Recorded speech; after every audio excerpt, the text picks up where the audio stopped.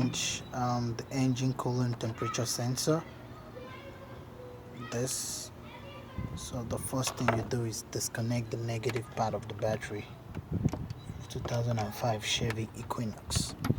And for those of us that don't know where it's located, the engine coolant temperature sensor is located right by the driver's side, right here. This is it. This one. Yeah. So all you gotta do is,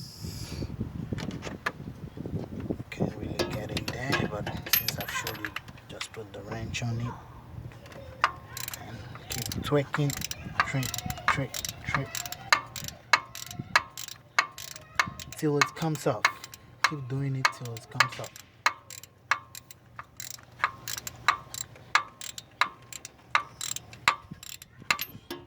Yeah, keep doing it till it comes off.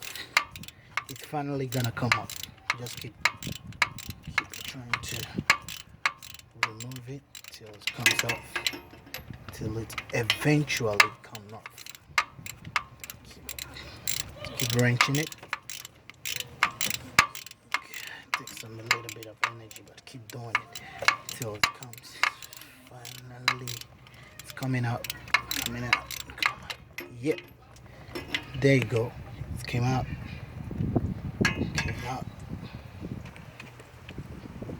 This is it. Right here. This is it right here. The hold on. And here's the new one. So you can just first, our advice, you can just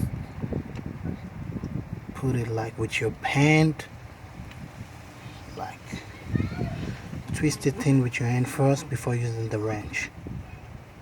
So as we give it, use your hand, twist it in with your hand before using the wrench, and you lock it up with the wrench.